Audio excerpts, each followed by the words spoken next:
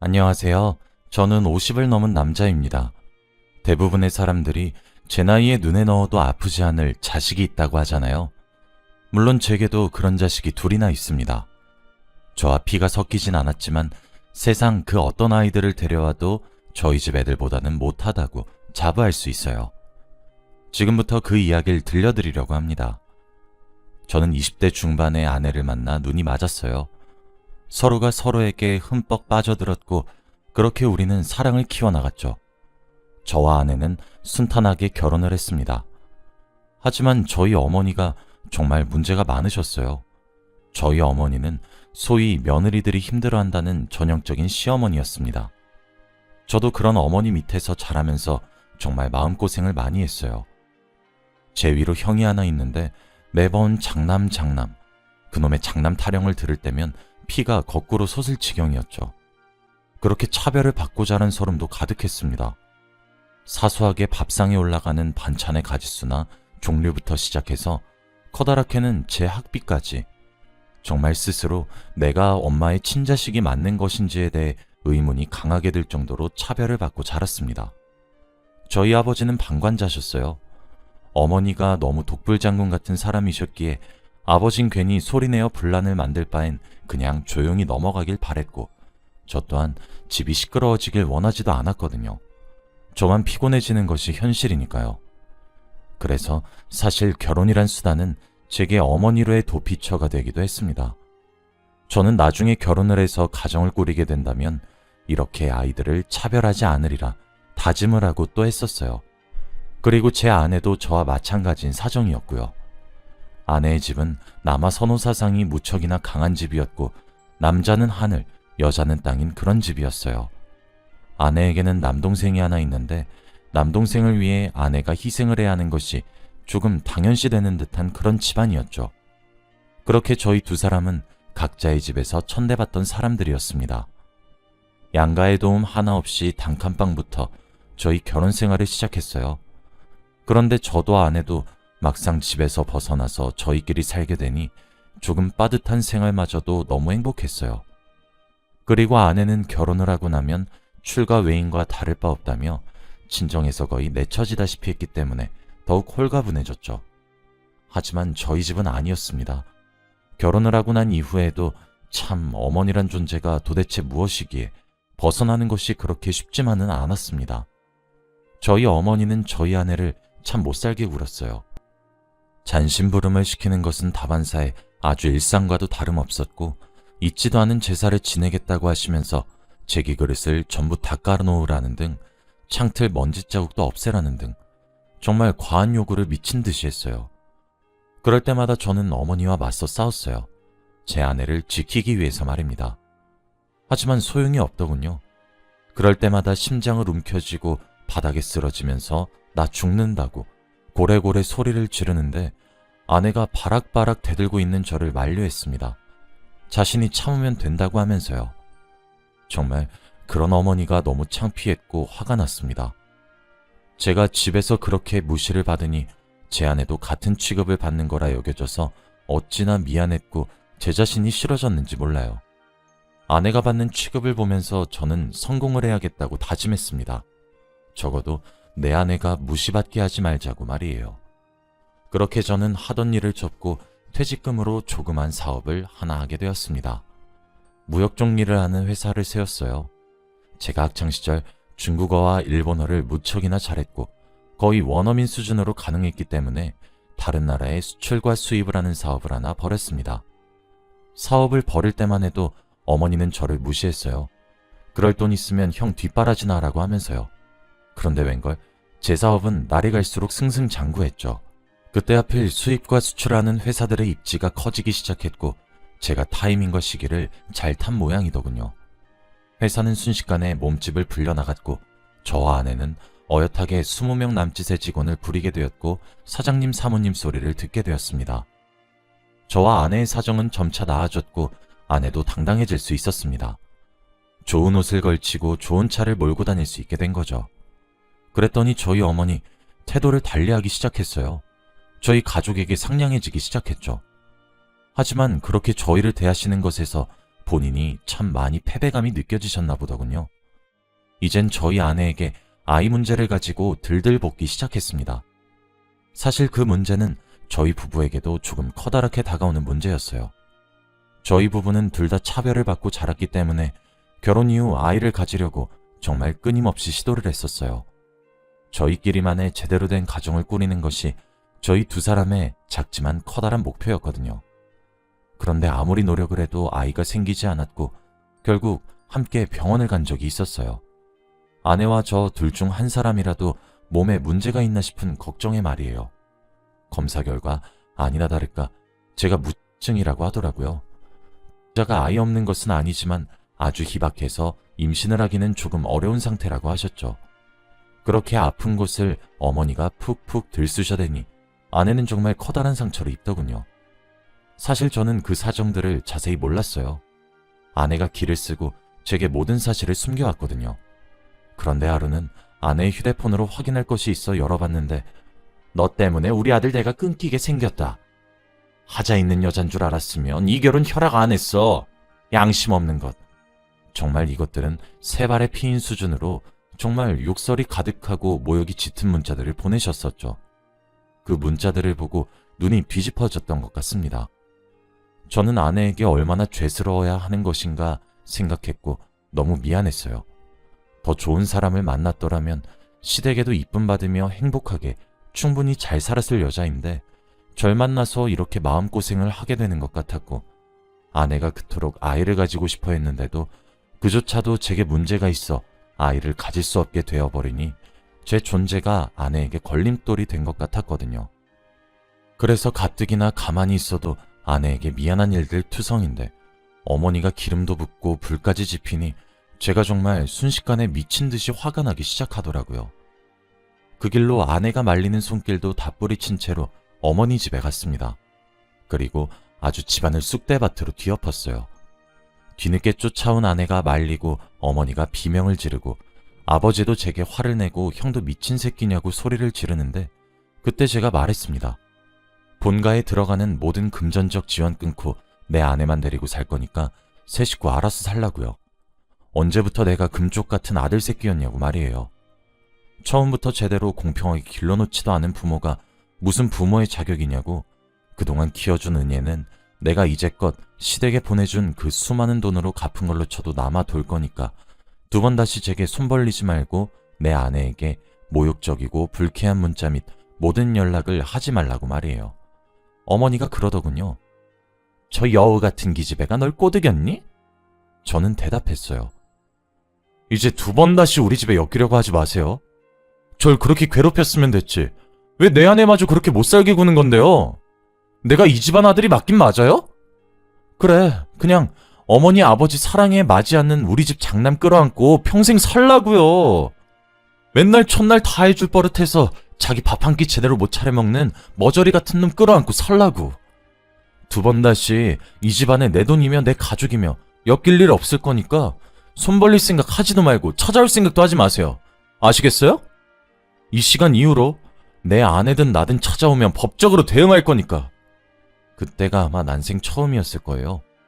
그렇게 악다구니를 바락바락 내면서 대들어본 것이 말이에요.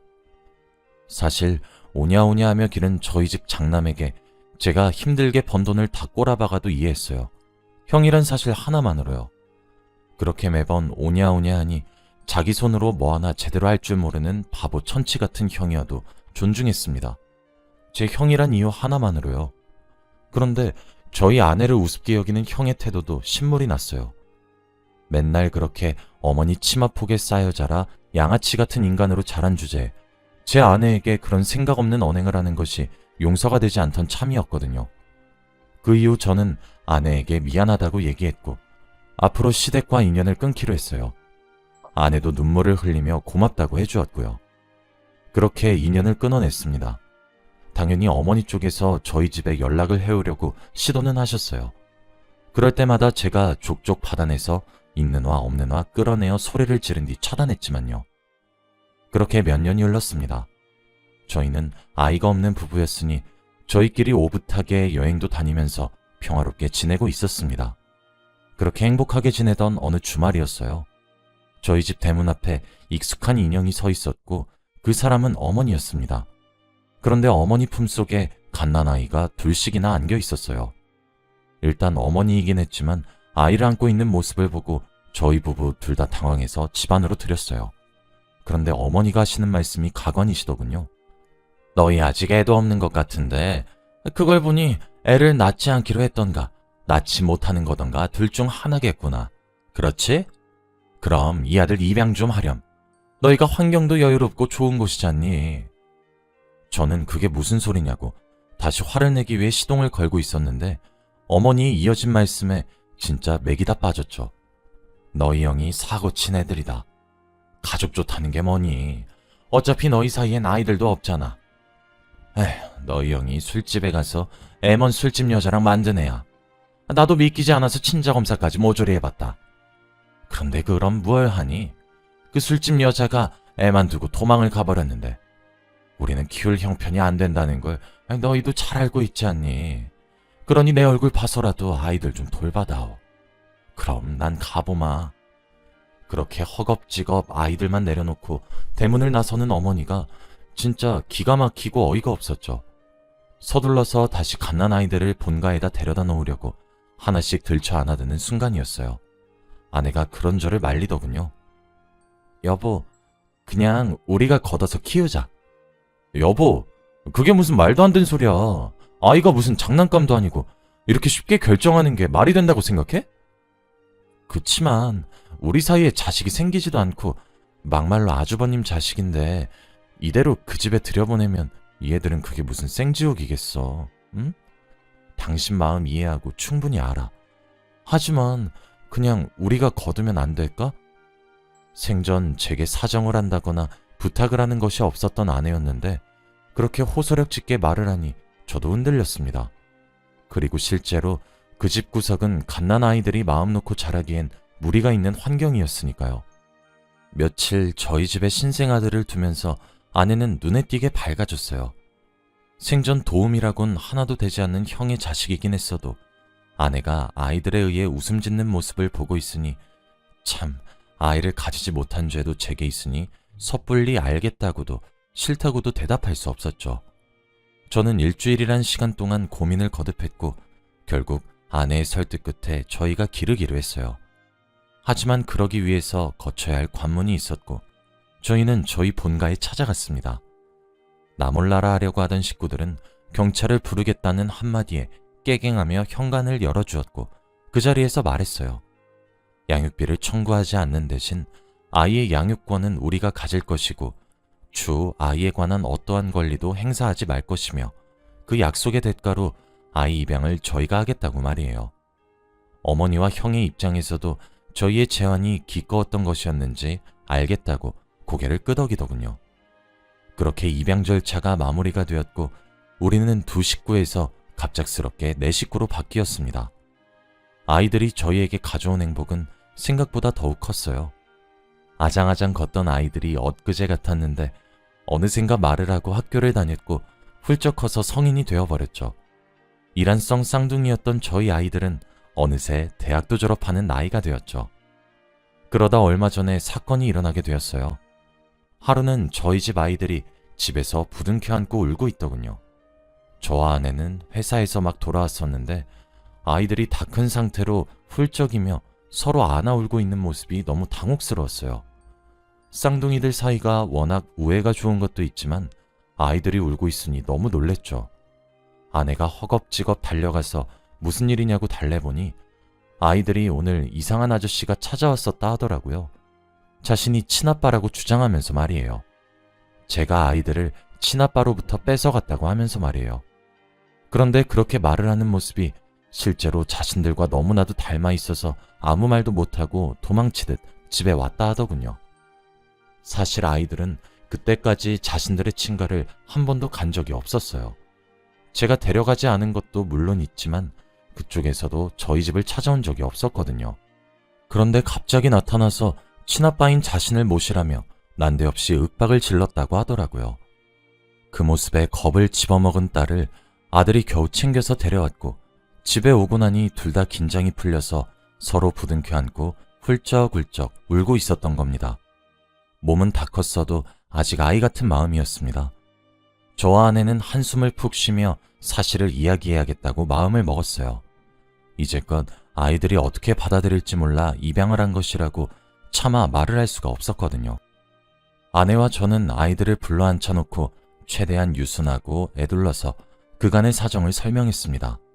아이들은 처음엔 충격을 받는 듯 하더니 모든 사실을 알고 한참을 침묵을 지키더라고요. 침묵의 시간이 길어질수록 저희 부부는 불안했는데 그것도 잠시 아이들이 울음을 왈칵 터뜨리며 저희에게 각각 한 명씩 안겼습니다. 그러면서 저희더러 하는 말이 피도 한 방울 안 섞였는데 이렇게 길러준 거였냐고 엉엉 우는데 가슴이 너무 아팠습니다. 저와 아내는 그때 말했어요. 피가 뭐가 그리 중요하겠냐고 말이에요.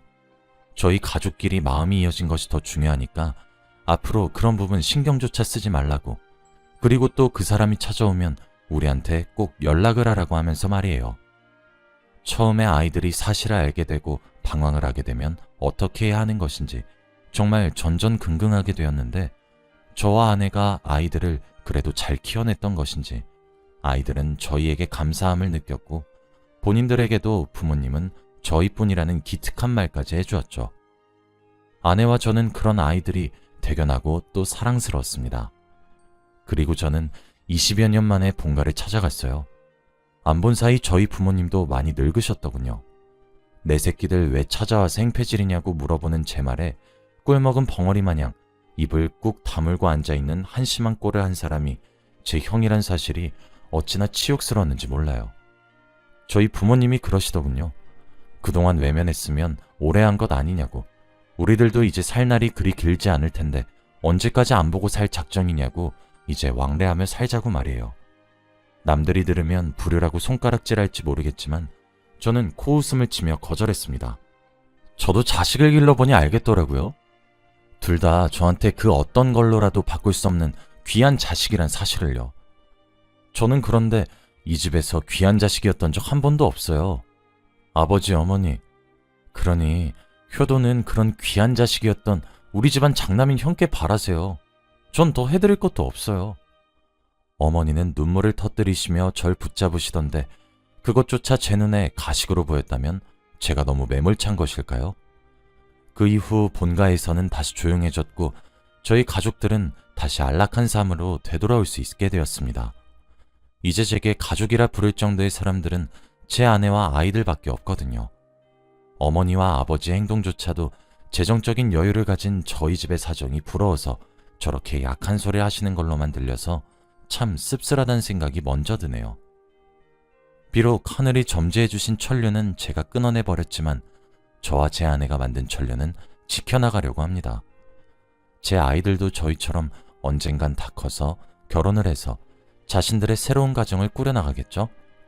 저와 아내는 아이들을 통해 새롭게 인생을 배웠고 사랑을 배웠으며 가정을 배웠습니다. 그리고 아이들은 저희가 알려준 인생과 사랑과 가정을 만들 테고요.